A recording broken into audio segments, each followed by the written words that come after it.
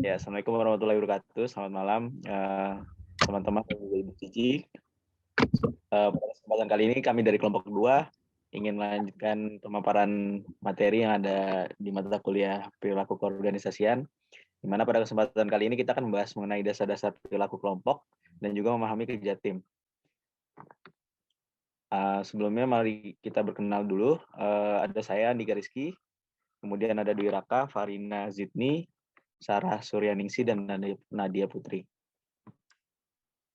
Adapun table of content pada chapter 9 ini akan membahas mengenai definisi dan klasifikasi grup.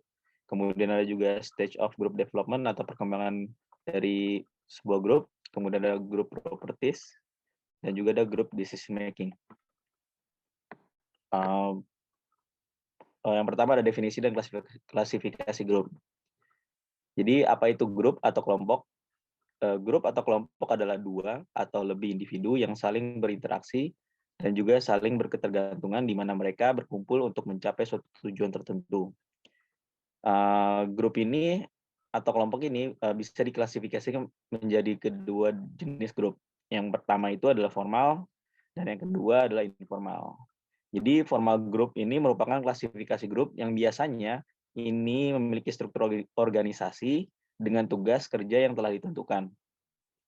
Jadi kebiasaan atau perilaku para anggota dalam grup ini haruslah saling terlibat dalam, ditentukan oleh, dan diarahkan ke dalam tujuan organisasi.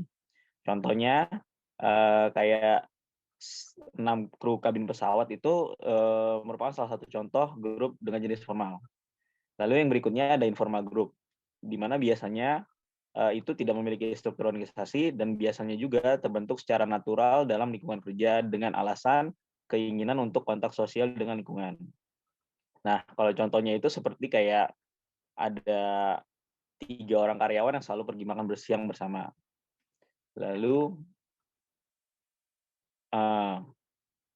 kenapa sih kita membentuk sebuah grup atau kelompok? Secara umum, alasan yang terdapat dalam buku itu kurang lebih karena manusia cenderung ingin membuat sebuah identitas sosial atau social identity, yang mana hal itu dapat membantu dalam mengurangi ketidakpastian atau ketidakjelasan mengenai siapa dirinya dan apa yang harus dilakukan. Nah, hal ini berkaitan dengan social identity theory, yang mana merupakan perspektif yang mempertimbangkan kapan dan bagaimana dan mengapa individu menganggap dirinya sebagai anggota kelompok. Selain itu, teori ini juga beranggapan bahwa manusia memiliki reaksi emosional terhadap kegagalan atau keberhasilan suatu grup, karena kepercayaan diri mereka terikat kepada grup tersebut. Hal ini juga yang memiliki sisi buruk, yang disebut namanya in-group favoritism, di mana itu merupakan anggapan bahwa setiap anggota yang berada di kelompok mereka itu lebih baik daripada orang lain yang tidak di dalam kelompok mereka. Ada pun beberapa karakteristik yang membuat social identity itu penting bagi seseorang. Yang pertama itu ada similarity atau kesamaan. Jadi orang-orang yang memiliki kesamaan karakteristik itu cenderung memiliki tingkat identifikasi kelompok atau pengenalan kelompok yang tinggi di antara mereka. Yang kedua ada distinctiveness atau kekhasan. Ini maksudnya kayak orang-orang cenderung lebih menyadari identitasnya apabila mereka memiliki ciri khas yang berbeda, yang unik di antara yang lain. Yang ketiga ada status. Nah, orang-orang itu cenderung menggunakan social identities untuk membantunya meningkatkan kepercayaan diri. Jadi udah wajar apabila mereka lebih tertarik untuk berkumpul dengan orang-orang yang memiliki status sosial yang lebih tinggi dari dirinya. Nah, yang terakhir itu ada uncertainty reduction atau pengurangan ketidakpastian atau ketidakjelasan, di mana keanggotaan dalam sebuah kelompok dapat membantu seseorang memahami siapa diri mereka dan bagaimana mereka bisa fit atau cocok dengan dunia sekitarnya. Nah, pembahasan berikutnya mengenai stage of group development atau perkembangan dari sebuah kelompok. Kurang lebih dalam pembahasan yang ada di buku ini ada 2 jenis stage of group development. Yang pertama itu ada model the 5 stage model, dan yang kedua itu adalah the punctuated equilibrium model. Nah, 5 stage model ini umumnya paling sering digunakan dalam menggambarkan perkembangan sebuah kelompok. Cuman ada alternatif lain yang kedua tadi. Nah, di 5 stage model ini ada tahapan pertama yang disebut namanya the forming stage, di mana tahapan ini nih diciriin atau dicirikan dengan terdapatnya ketidakjelasan mengenai struktur, kemudian ada ketidakjelasan setujuan dan kepemimpinan di kelompok itu. Nah, tahapan ini biasanya menentukan perilaku apa yang sekiranya bisa diterima dan kemudian akan biasanya akan berakhir ditandai dengan kesadaran masing-masing para anggotanya bahwa mereka juga termasuk dari atau termasuk atau bagian dari kelompok tersebut gitu. Nah, yang kedua ini ada storming stage. Jadi anggota mulai menerima nih keberadaan grup tersebut, namun masih cenderung menolak atau resistance terhadap setiap kendala yang dibebankan pada setiap orang. Nah, tahapan ini itu berakhir ketika hierarki dalam grup itu udah mulai terbentuk. Kemudian di tahapan berikutnya itu norming stage, di mana relationship mulai terbangun dan kepaduan antara anggota itu mulai muncul. Dan akhir dari tahapan yang ketiga ini ditandai dengan semakin solidnya anggota di antara anggota di grup itu tersendiri. Lalu pada tahapan yang keempat, yaitu performing, jadi struktur grup sudah sepenuhnya berfungsi dan dapat diterima oleh para anggota. Nah, energi yang dihasilkan juga sudah mulai saling mengenal bukan lagi saling mengenal satu sama lain, tapi udah mulai menjadi menyelesaikan tugas-tugas yang ada. Nah, sebenarnya untuk grup yang permanen atau yang berkesinambungan gitu ya, tahapan yang kelima ini cenderung bisa dilewatkan atau bahkan tidak dilakukan gitu. Karena sebenarnya di tahapan kelima ini, yaitu adjourning stage, itu lebih kayak tahapan untuk pembubaran gitu. Jadi udah mulai pembubaran, jadi kalau untuk yang grup sifatnya permanen itu biasanya tidak dilakukan gitu. Nah, banyak anggapan bahwa biasanya grup itu paling efektif yang adanya pada di tahapan 1 sampai 4 gitu. Karena di tahapan yang kelima cenderung para anggotanya itu udah mulai tidak begitu perform dengan apa yang mereka lakuin. Nah, cuman tidak selamanya tahapan ini dilakukan secara berurutan. Terkadang salah satu perkembangan kelompok itu tahapannya ada yang nggak dilakuin atau dilompati, atau bahkan tahapan itu bisa mundur ke tahapan sebelumnya. Gitu. Nah, yang kedua ada model alternatif, the punctuated equilibrium model gitu. Jadi grup temporer atau yang bersifat sementara gitu dengan dicirikan adanya deadline itu biasanya menggunakan model yang ini gitu. Jadi kalau bisa dilihat dari gambar kurang lebih sumbu Y atau yang vertikal itu menggambarkan sebuah performance, sedangkan sumbu X yang horizontal itu menggambarkan waktu gitu. Jadi di model ini itu dipisahkan menjadi fase 1 dan fase 2. Di mana di antara fase 1 dan fase 2 itu ada namanya transisi. Itu tepat di pertengahan antara pertemuan awal dengan jatuh temponya atau deadline itu. Nah, pada saat di transisi ini ditandai dengan perubahan yang cukup besar atau major change, di mana grup itu udah mulai menyadari bahwa jangka waktu ini udah setengah jalan dan mereka sudah mulai membentuk apa saja yang harus mereka lakukan. Dan kemudian dilanjutkan oleh fase kedua, dan biasanya di akhir mendekati jatuh tempo itu kinerjanya makin tinggi lagi. Jadi ada penaikan lagi hingga akhirnya jatuh tempo. Kurang lebih itu mengenai tahapan dari sebuah grup. Lalu pembahasan berikutnya akan dijelaskan oleh teman saya. Oke, terima kasih Mas Andika. Selanjutnya saya akan menjelaskan tentang grup properties, yaitu rules, norms, status, size, cohesiveness, and diversity. Jadi sebagaimana tahu bahwa dalam grup ini, dalam kelompok ini ada beberapa ciri-ciri seperti itu. Nah, mungkin bisa next, Mas. Nah, ciri yang pertama adalah roles. Jadi, sebagaimana kita tahu bahwa setiap orang ini punya fungsinya masing-masing. Shakespeare itu bilang bahwa dunia ini panggung sandiwara gitu kan kalau di bahasa Indonesiain, dan setiap orang itu punya perannya masing-masing. Nah, berbicara tentang peran, bahwa peran ini adalah sekumpulan perilaku yang diinginkan gitu kan, yang di-expected dari pada seseorang ketika dia menduduki suatu posisi di sosial seperti itu. Nah, contoh misal gitu kan, seorang bapak-bapak gitu kan, sebut saja Pak Munawir gitu kan. Nah, Pak Munawir ini di kantor bisa saja sebagai CEO dari sebuah perusahaan besar. Nah, di sini dia memiliki peran sebagai pimpinan, dia juga memiliki peran sebagai manajer, dia juga memiliki peran sebagai tokoh di perusahaan tersebut. Nah, namun setelah dia pulang ke rumah, dia punya peran lain seperti itu. Dia punya peran sebagai ayah, sebagai tetangga, sebagai suami dari seorang istri. Nah, peran inilah yang ada menjadi salah satu sifat dari sebuah kelompok seperti itu. Nah, berbicara tentang peran, ini kita berbicara tentang persepsi peran tersebut gitu kan. Jadi persepsi tentang peran ini adalah bagaimana seorang individu itu melihat bagaimana dia harus berperan dalam sebuah situasi gitu kan.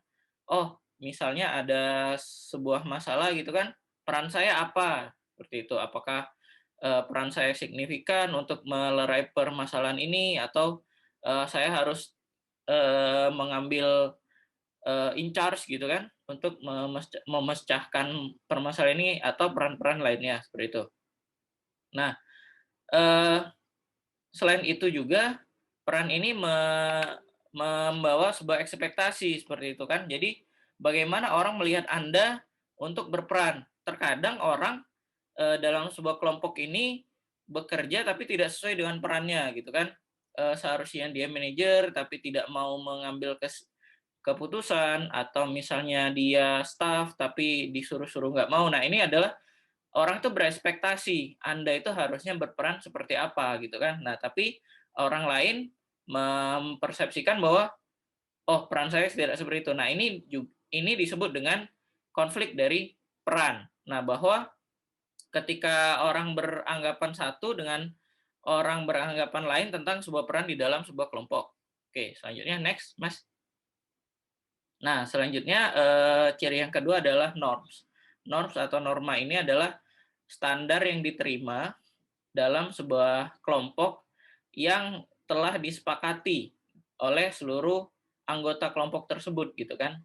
Nah, dengan adanya norma ini eh, orang-orang itu akan bekerja sesuai dengan atau berperilaku sesuai dengan norma tersebut gitu kan dalam sebuah kelompok.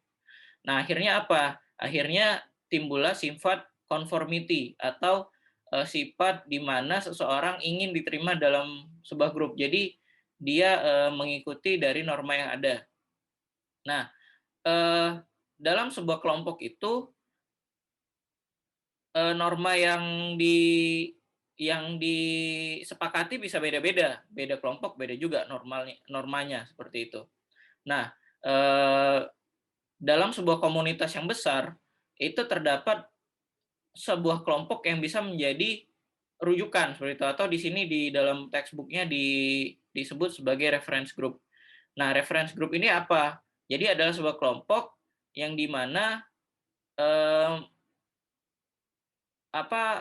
jadi reference group ini sebuah kelompok di mana orang-orang di dalamnya itu melihat diri mereka sendiri gitu kan, melihat diri mereka sendiri untuk menjadi bagian dari kelompok tersebut. Maksudnya adalah jadi ketika orang melihat kelompok ini, maka mereka akan menjadikan kelompok itu sebagai teladan seperti itu. Jadi, oh saya mau menjadi seperti mereka karena mereka dianggap sebagai well-being gitu. Nah, selanjutnya di dalam grup ini gitu kan, tadi kan kalau kita berbicara reference group itu berarti hal-hal yang baik. Nah, ada juga yang disebut dengan deviant workplace behavior. Apa sih deviant workplace behavior ini? Adalah sifat perilaku yang secara sadar dilakukan oleh orang-orang di dalam sebuah kelompok yang bertentangan dengan norma yang ada di kelompok tersebut.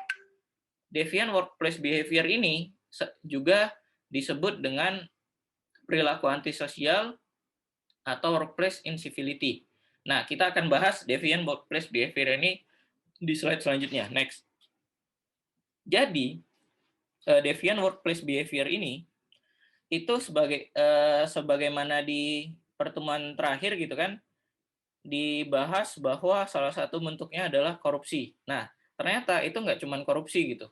Di tabel 94 ini bisa dilihat bahwa di beberapa kategori usaha gitu, di bagian-bagian usaha seperti production, property, political, personal aggression, itu ada beberapa tipe-tipe deviant workplace behavior gitu.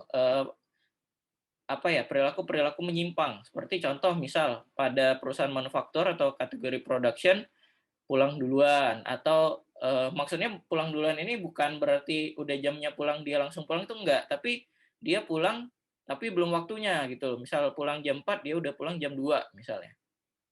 Atau dia kalau istilah kita boros, boros sumber boros sumber daya atau mubazir gitu. Bahan bakunya mubazir.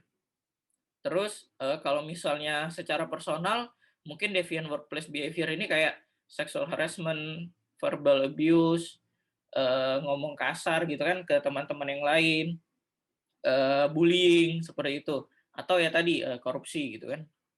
Nah, ternyata deviant workplace behavior ini selain bisa dilakukan dalam bentuk individu, juga bisa dilakukan dalam bentuk kelompok seperti itu, dalam bentuk berkelompok. Kenapa?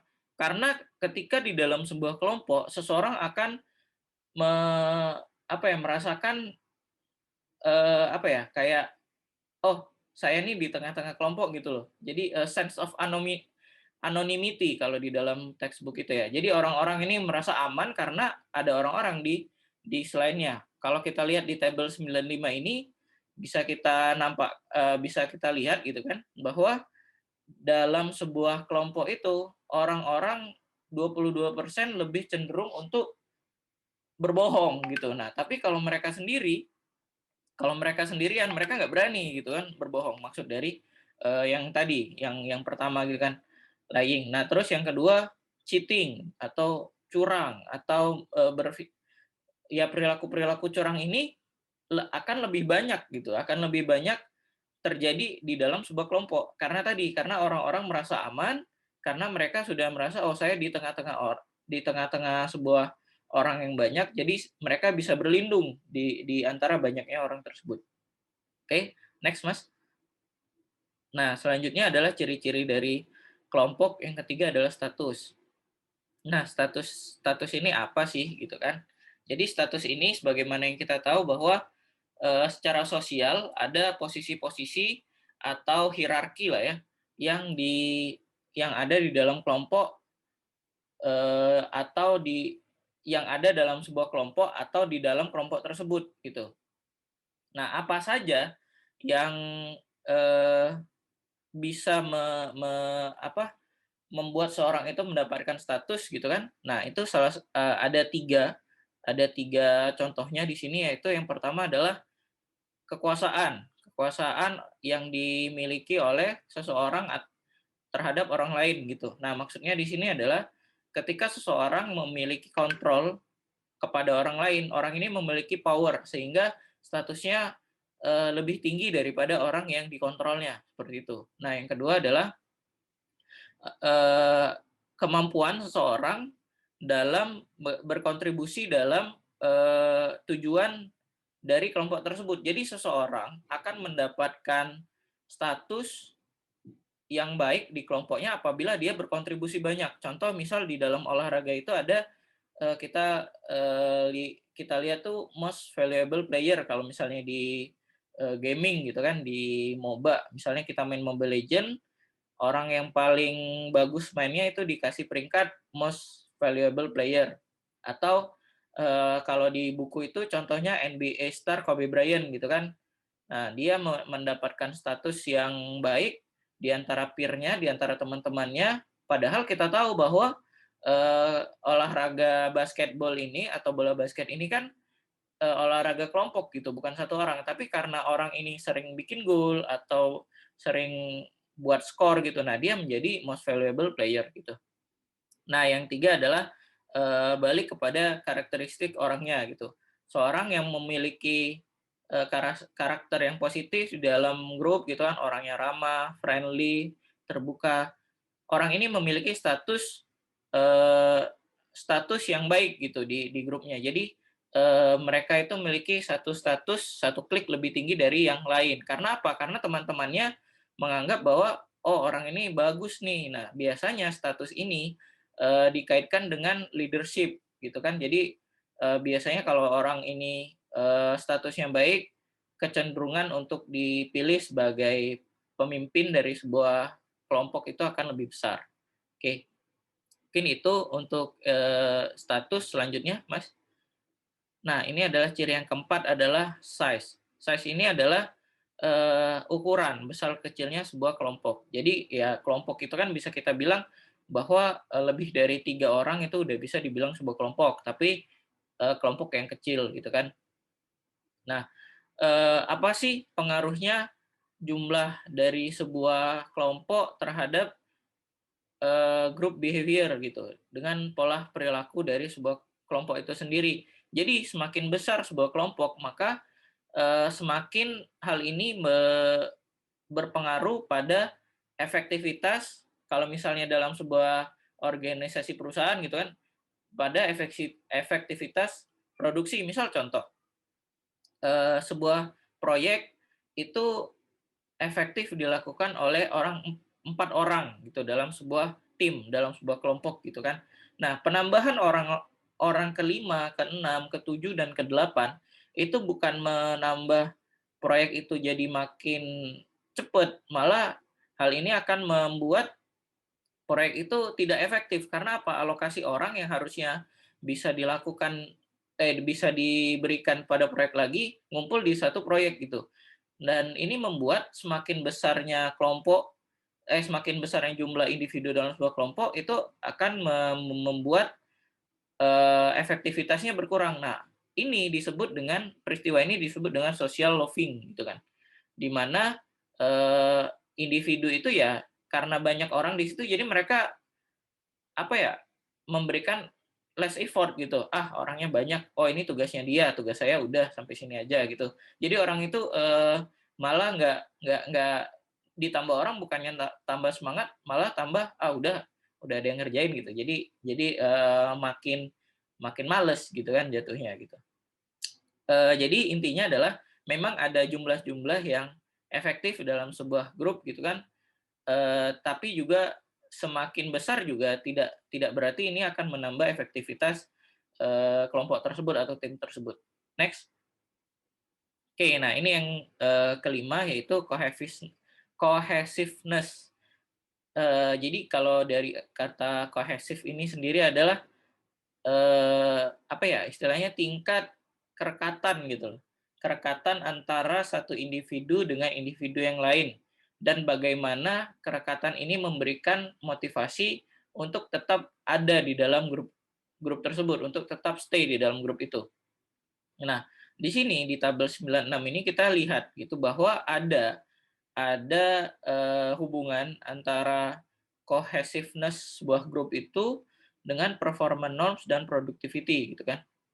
Di sini ada 4 spektrum, kita bisa lihat ada performance norms di sumbu Y dan cohesiveness di sumbu X gitu. Nah, ketika performance norms-nya tinggi dan cohesiveness-nya tinggi, maka grup ini akan high productivity. Jadi, mereka akan produktivitasnya baik gitu loh. Ketika orang-orang di dalam grup ini saling menghargai, mereka saling attach antara satu sama lain, mereka merasa saling terikat, mereka mereka menganggap teman-teman mereka adalah teman satu tim, dan semuanya itu dilakukan sesuai dengan norma yang berlaku, maka dalam tim ini akan sangat baik gitu produktivitasnya. Kalau misalnya kita berbicara tentang productivity gitu kan. Nah, tapi bagaimana misalnya, performance norms-nya rendah, tapi cohesiveness-nya juga rendah gitu kan. Nah, ini akan membuat moderate to low productivity, di mana orang-orang tidak merasa terikat, terus orang-orang menilai bahwa, "Ah, di grup ini orangnya nggak disiplin," gitu. Nah, itu akan menyebabkan moderate to low productivity. Selanjutnya, Mas. Nah, ini yang terakhir yaitu grup properties yang keenam atau sifat dari sebuah grup yaitu diversity atau apa ya? Diversity ini perbedaan, tingkat perbedaan gitu kan. Jadi sebagaimana kita tahu bahwa sebuah grup itu tingkat diversity itu adalah tingkat kesamaan antara member dari grup atau individu dalam grup itu satu dengan yang lain. Contoh misal, tapi sebenarnya gini, diversity itu bukan berarti selalu masalah sara gitu ya, suku, agama, ras dan lain-lain.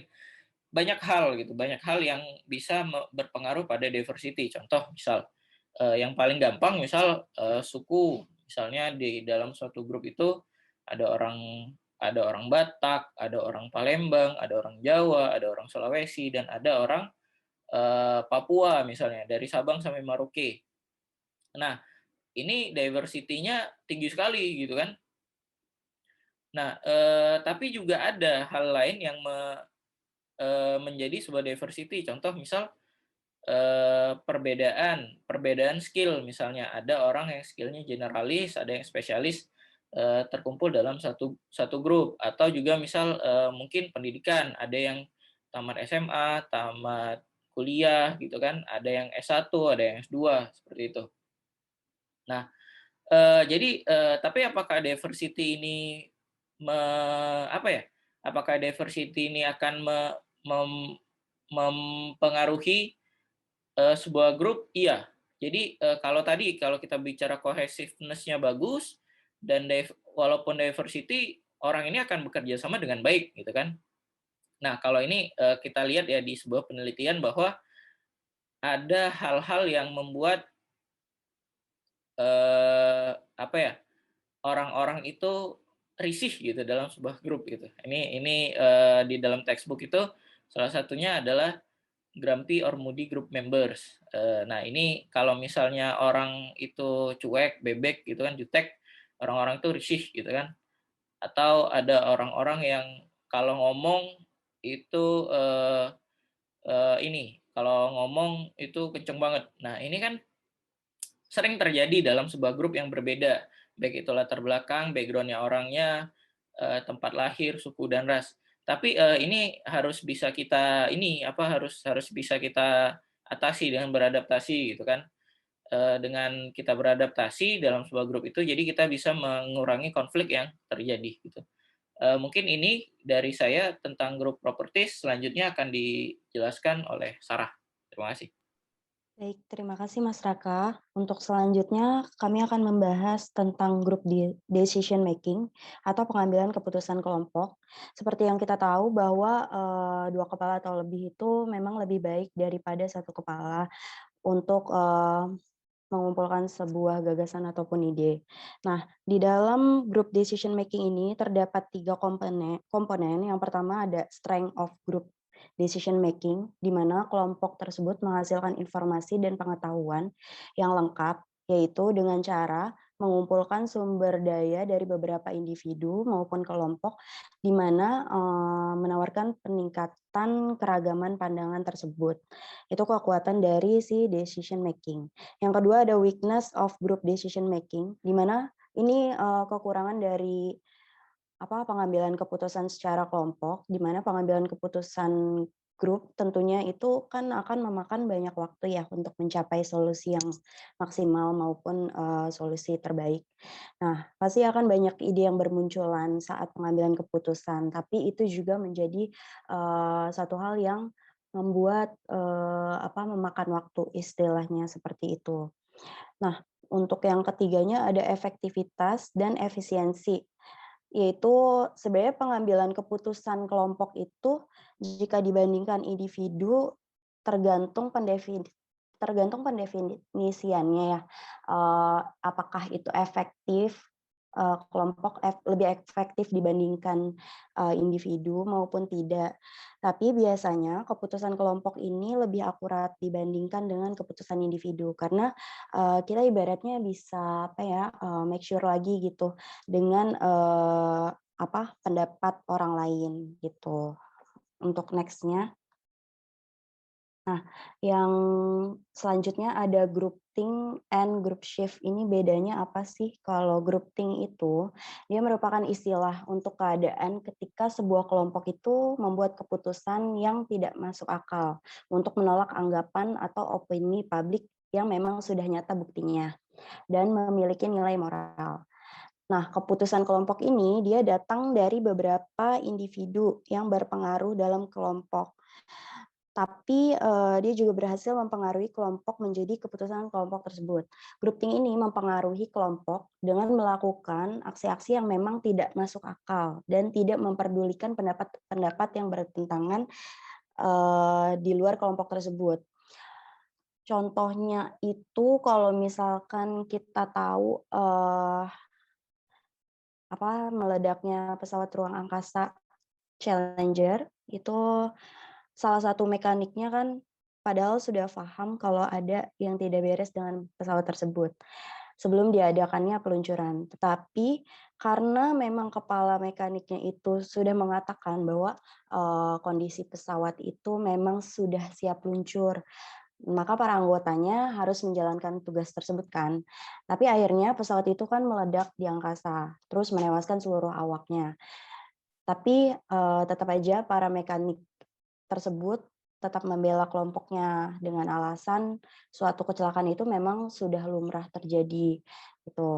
Jadi tidak ada pihak yang salah, namun tentunya pengakuan mereka juga dianggap demikian oleh masyarakat sejauh media masa ini memberitakannya sesuai dengan alasan seluruh mekanik tersebut. Terus kalau untuk group shift tuh apa sih? Kalau group shift sendiri itu memang, suatu pergeseran kelompok yang mengacu pada suatu kondisi di mana posisi individu dalam kelompok itu berubah untuk mengadopsi posisi yang lebih ekstrim karena pengaruh kelompok tersebut. Nah, ini menunjukkan bahwa individu tersebut akan mengambil keputusan beresiko dalam kelompoknya, meskipun dalam kenyataannya ini berbeda dengan posisi awalnya. Gitu. Nah, ketika berbicara tentang pergeseran kelompok ini, pertama-tama yang perlu diperhatikan yaitu berbagai jenis anggota dalam kelompoknya. Ada yang memang anggota kelompoknya itu konservatif, ada juga yang agresif. Nah, dalam perubahan kelompok ini, eh, bahwa anggota konservatif tersebut menjadi lebih berhati-hati gitu daripada sebelumnya. Sementara yang agresif tentunya kita tahu menjadi lebih berani untuk mengambil resiko. Nah, inilah sebabnya mengapa perubahan kelompok ini memerlukan pengambilan posisi yang ekstrim. Tuh. Nah, pergeseran kelompok ini juga menekankan bahwa eh, itu merupakan hasil dari ikatan yang sedang dibuat dalam kelompok tersebut. Karena itu adalah merupakan suatu tekanan, kecemasan, dan tanggung jawab terbesar sehingga memungkinkan anggota untuk berperilaku dengan cara apapun yang sesuai dengan mereka gitu. Next-nya. Lalu yang terakhir itu ada group decision, di mana membuat teknik dalam pengambilan keputusan tersebut. Di sini ada 2, yaitu ada brainstorming dan juga ada,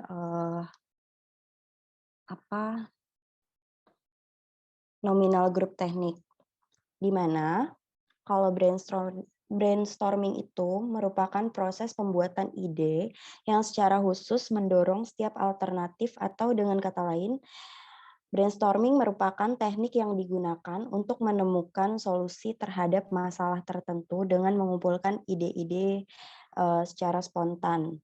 Teknik ini juga dapat memaksimalkan kreativitas kelompok dalam hal menghasilkan ide, juga menentukan ide mana yang paling mungkin berhasil diterapkan. Nah, biasanya brainstorming ini paling banyak dipakai oleh kelompok untuk menentukan keputusan gitu. Nah, contohnya kalau misalkan kayak di Indonesia deh, contohnya itu kan Indonesia kan merupakan salah satu negara yang termasuk mengadakan pemilu dengan jumlah partisipan terbesar di dunia ya. Nah, tapi meski begitu negara kita tuh masih terbelakang dalam hal sistem pemilu ini. Kita tuh masih bertahan dengan pemilu konvensional dengan menggunakan sistem coblos sampai saat ini.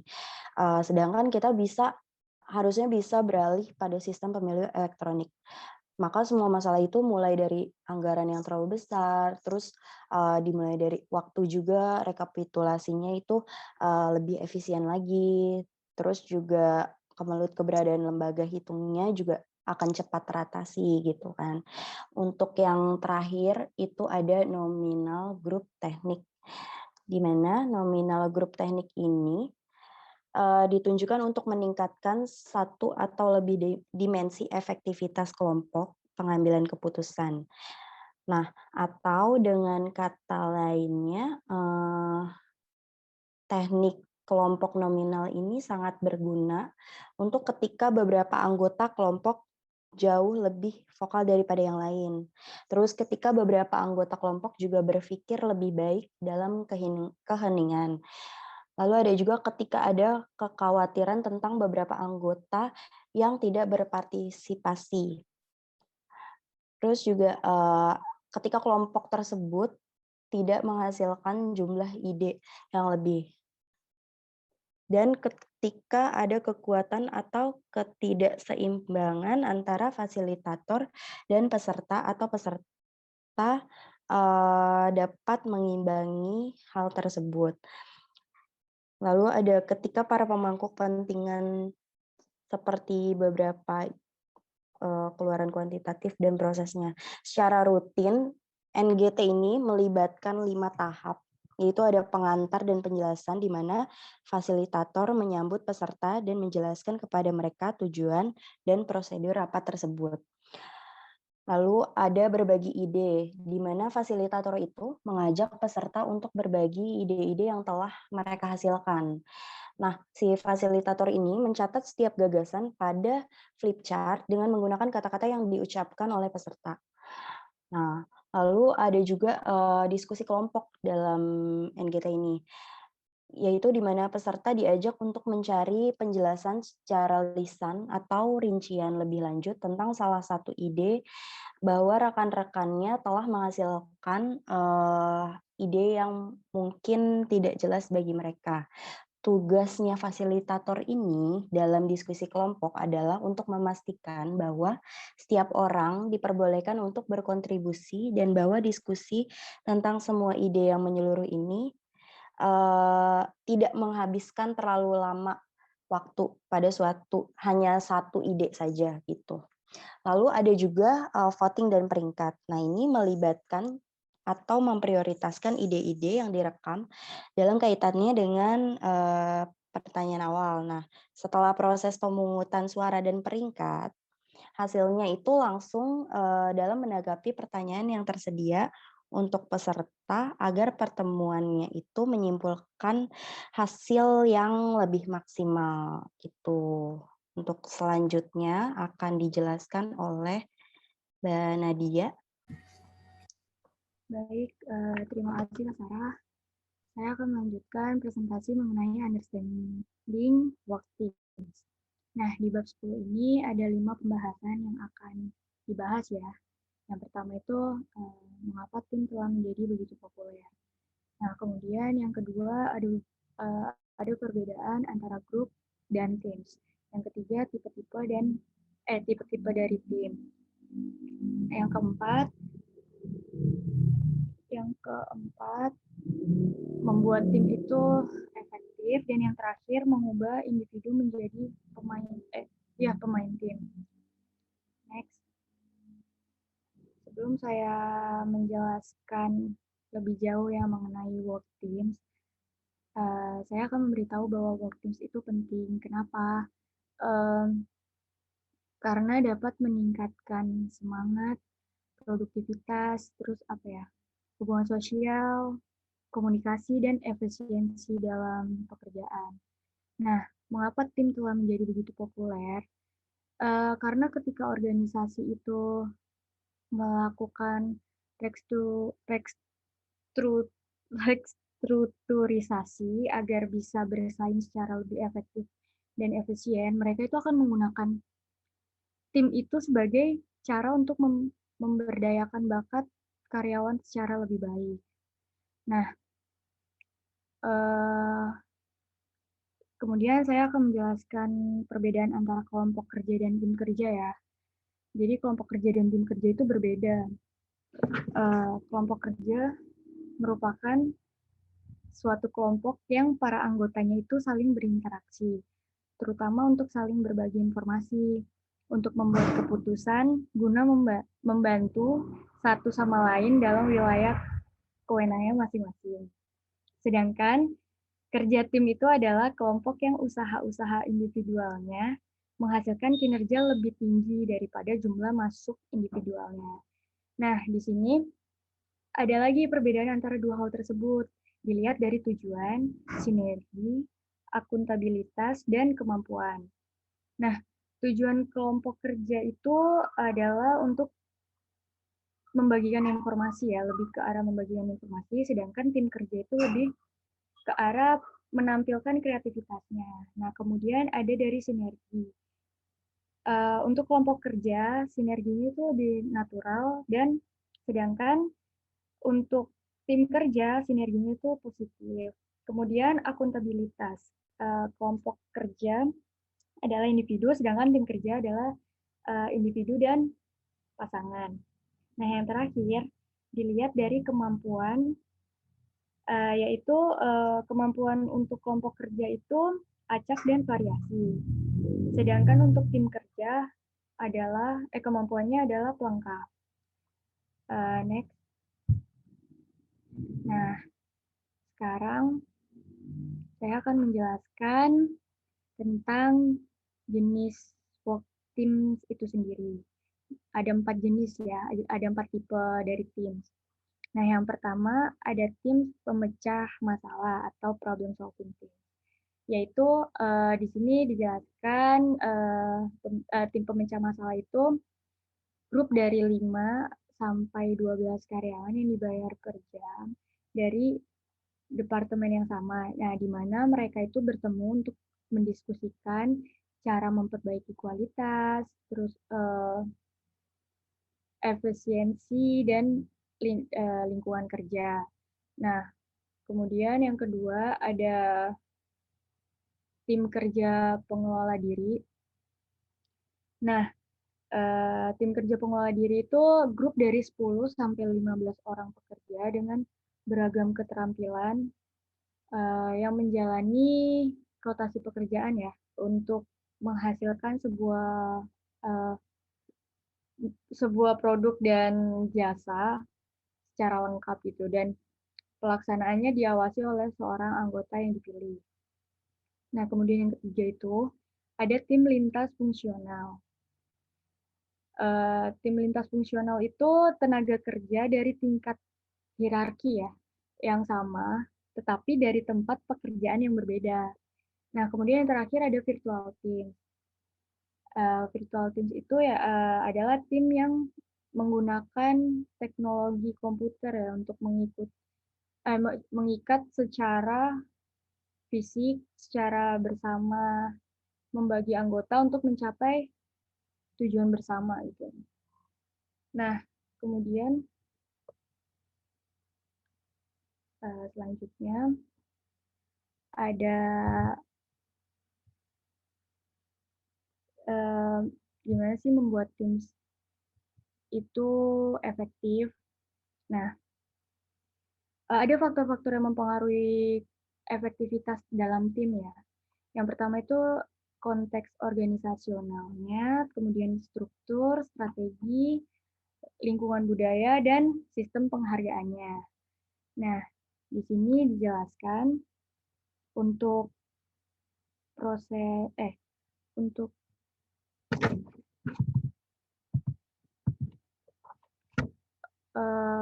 untuk prosesnya itu ada komponen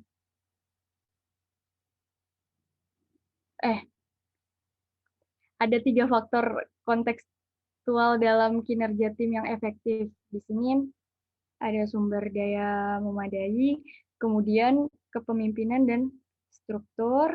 Lalu yang ketiga, evaluasi kinerja dan sistem ganjaran yang benar. Nah, kemudian yang kedua itu ada komposisi tim yang efektif ya, terdiri dari kemampuan anggota, personalitas, terus yang ketiga mengalokasikan peran dan mengalahkan keanekaragaman ya, terus ada ukuran tim kerja juga, kemudian kefleksibelan anggota, dan pilihan anggotanya. Kemudian yang terakhir ada proses, di mana pada komponen ini terkait tujuan bersama, kemudian menegakkan tujuan spesifik seperti apa, lalu ada kekuatan tim, kemudian tingkat konflik, dan kemalasan sosial. Next. Kemudian slide selanjutnya akan dijelaskan oleh rekan saya. Baik, terima kasih Nadia. Mungkin di sini saya akan menjelaskan lebih lanjut apa yang telah Nadia sampaikan sebelumnya, yaitu tentang faktor-faktor yang berhubungan dengan bagaimana sih cara membentuk tim yang efektif itu. Nah, di sini faktor yang kedua itu adalah tim composition. Nah, di buku dijelaskan ada beberapa variabel bagaimana tim itu bisa dikelola. Yang pertama adalah kemampuan dari anggota tim itu. Nah, kinerja tim ini bergantung pada knowledge, skill, dan juga kemampuan dari setiap anggotanya.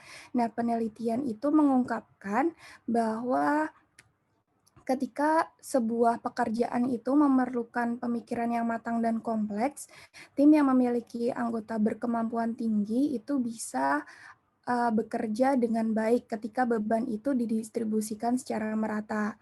Dan tim yang berkemampuan tinggi pula itu bisa lebih mudah beradaptasi dengan situasi yang mudah berubah. Dan mereka akan bisa lebih efektif untuk bisa mengatasi masalah-masalah baru. Nah, selain itu juga kemampuan seorang pemimpin tim itu juga penting. Nah, pemimpin tim yang cerdas itu nanti bisa membimbing anggotanya yang mengalami kesulitan dalam melaksanakan suatu pekerjaan. Kemudian yang kedua itu ada personality of members. Jadi kepribadian itu secara signifikan mempengaruhi perilaku dari individu. Tim yang memiliki level keterbukaan tinggi itu akan cenderung berkinerja lebih baik. Dan tim juga bisa menjadi buruk ketika terdapat salah satu anggotanya atau lebih itu yang tidak menyenangkan. Kalau diibaratkan mungkin satu apel busuk itu bisa merusak semuanya. Nah, anggota tim yang terbuka itu akan bisa berkomunikasi baik antara satu anggota dengan anggota lain dan nantinya akan bisa memberikan kreativitas dan inovasi yang lebih bagus. Nah, kalau di buku itu ada dicontohkan, jadi sebuah organisasi itu perlu membuat 20 tim dengan setiap tim itu anggotanya 4 orang. Nah, di organisasi itu ada 40 orang yang teliti dan ada 40 orang yang memang kurang teliti. Ada dua pilihan. Di situ yang pertama, itu pilihannya membuat 10 tim yang berisikan orang yang teliti semua dan 10 tim berisikan orang yang kurang teliti semua. Dan opsi yang kedua itu membagi dalam satu tim itu ada 2 orang yang teliti dan ada 2 orang yang kurang teliti. Nah, berdasarkan penelitian, opsi yang pertama ini ternyata memberikan kinerja yang lebih bagus. Seperti itu. Nah, kemudian yang ketiga itu ada allocation of roles. Jadi setiap tim itu pasti punya kebutuhan yang berbeda sehingga harus dipastikan peran dari setiap anggotanya. Kita bisa identifikasi ada 9 peran potensial dalam suatu tim. Nanti akan dijelaskan di slide setelah ini. Tapi di sini tim kerja yang sukses itu adalah tim kerja yang memiliki orang-orang dengan peran berdasarkan keterampilan dan preferensi mereka. Kemudian yang keempat itu ada diversity of members. Jadi ini merupakan tingkat di mana suatu anggota unit kerja itu berbagi atribut demografis yang sama, misalnya itu ada usia, jenis kelamin, ras, kemudian tingkat pendidikan, dan lain-lain. Nah, banyak pandangan itu menyebutkan bahwa keragaman ini tuh hal yang baik karena ketika tim yang beragam tadi akan mendapatkan keuntungan dari perspektif yang berbeda. Namun ada juga yang berpendapat bahwa ketika tim itu terlalu beragam, itu akan memberikan lebih banyak hambatan. Namun hal tersebut itu juga bisa diatasi dengan kepemimpinan yang tepat. Yang kelima itu ada size of team. Jadi secara umum tim yang paling efektif itu adalah tim yang kecil terdiri dari 4-9 anggota, dan para ahli itu memang menyarankan untuk menggunakan sesedikit mungkin orang untuk melakukan suatu pekerjaan. Ketika tim itu punya anggota yang berlebih, nah itu nanti tanggung jawab bersama itu bisa menurun dan nanti akan terjadi social loafing seperti yang tadi sudah dijelaskan oleh rekan saya sebelumnya. Kemudian yang terakhir ada member preferences.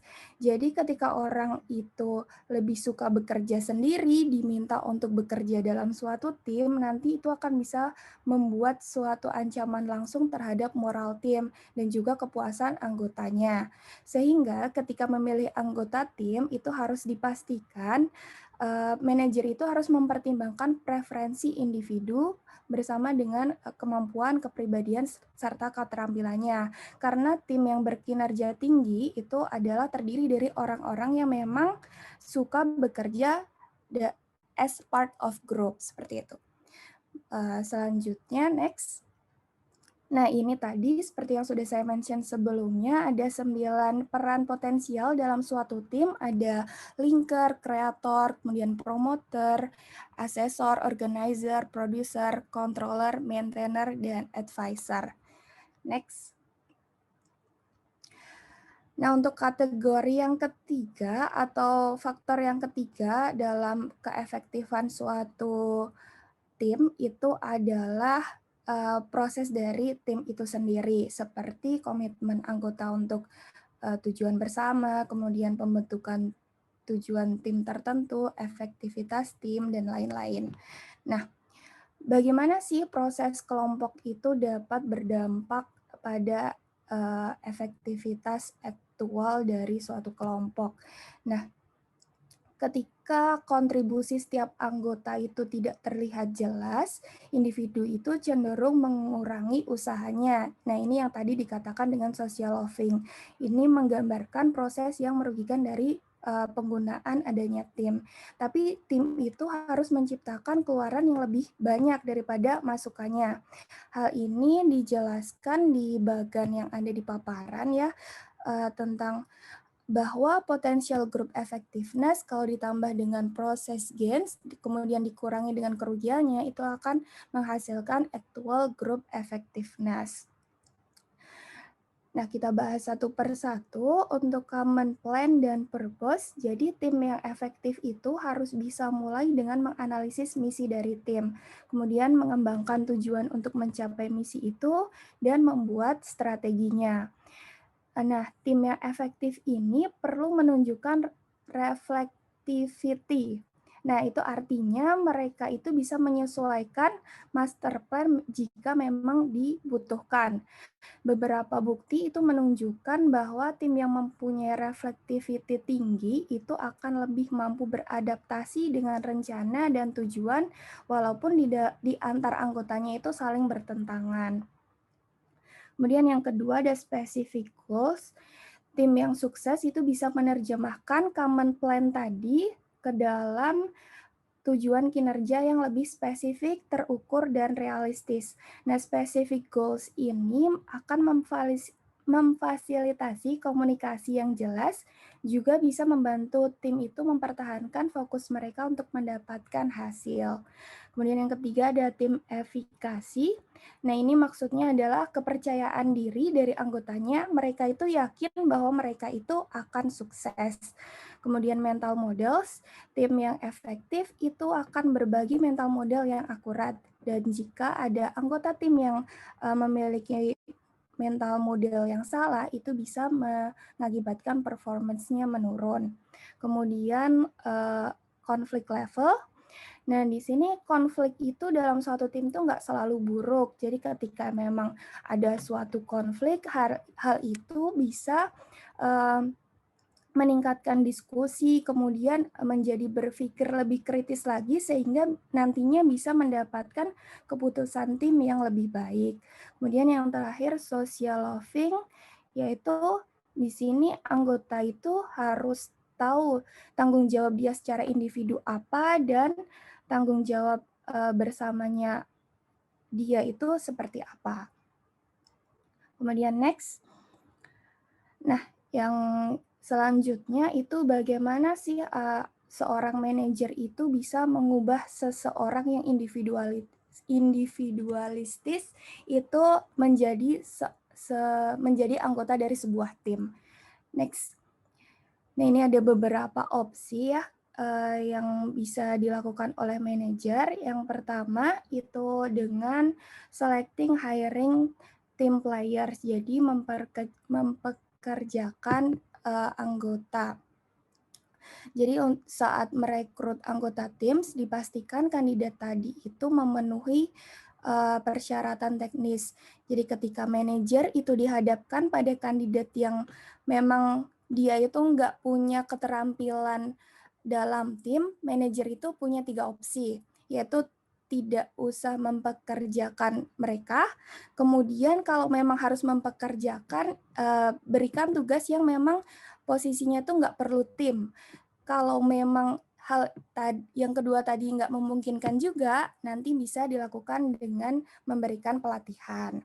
Nah, yang kedua itu ada pelatihan, jadi workshop itu bisa membantu karyawan meningkatkan keterampilan pemecahan masalah, komunikasi, negosiasi, kemudian konflik manajemen, dan coaching skills. Dan yang terakhir adalah penghargaan, rewarding, dengan memberikan insentif bagi anggota tim yang baik. Jadi beberapa perusahaan itu biasanya menambahkan bonus tahunan berdasarkan hasil kinerja tim. Nah, jenis insentif lainnya itu bisa berupa promosi, kenaikan gaji, kemudian ada pengakuan-pengakuan lainnya. Next. Nah, selanjutnya tim itu belum tentu selalu jadi jawaban. Jadi dalam tim itu akan lebih banyak tuntutan komunikasi itu akan meningkat. Kemudian konflik itu pasti juga akan lebih banyak yang harus dikelola. Sehingga sebelum terburu-buru untuk menerapkan suatu tim, kita tuh perlu kaji lebih cermat lagi apakah pekerjaan itu tuh memang butuh tim atau enggak. Nah, di sini kita bisa menggunakan 3 pertanyaan ya untuk menjawab hal itu. Yang pertama, bisakah pekerjaan itu dilakukan lebih baik oleh 1 orang atau lebih gitu. Indikatornya itu adalah kompleksitas pekerjaan. Kalau memang pekerjaannya itu sederhana dan nggak butuh masukan yang beragam, lebih baik diserahkan ke individu, jadi tanpa tim. Kemudian yang kedua, apakah pekerjaan itu memang tujuannya untuk kelompok atau lebih ke tujuan individu. Kemudian yang ketiga, menentukan apakah anggota kelompok itu saling bergantung. Jadi apabila terdapat ketergantungan di antara tugas-tugas, di mana keberhasilan satu tugas dengan tugas lain itu saling berhubungan, itu maka perlu dibentuk tim. Next. Ya, ini yang terakhir, implikasi bagi manajer sekaligus summary dari chapter ini. Yang pertama, tim yang efektif itu memiliki karakteristik yang sama. Kemudian tim yang efektif itu juga cenderung kecil, tadi disebutkan paling enggak kurang dari 10 orang. Kemudian tim yang efektif itu memiliki anggota yang percaya pada kemampuan tim dan berkomitmen pada rencana tujuan bersama, kemudian mental model, kemudian ada konflik, level of conflict, dan meminimalkan yang namanya social loving. Kemudian manajemen itu juga bisa juga harus mencoba untuk memilih individu yang memiliki keterampilan interpersonal untuk menjadi anggota tim yang efektif dengan memberikan pelatihan untuk pengembangan keterampilan kerja tim serta memberikan reward bagi individu yang telah bekerja dalam tim. Baik. Ya, sekian presentasi dari kelompok kami. Apabila teman-teman ada pertanyaan, nanti mungkin bisa kita diskusikan bersama di hari Sabtu pagi. Sekian, terima kasih. Wassalamualaikum warahmatullahi wabarakatuh.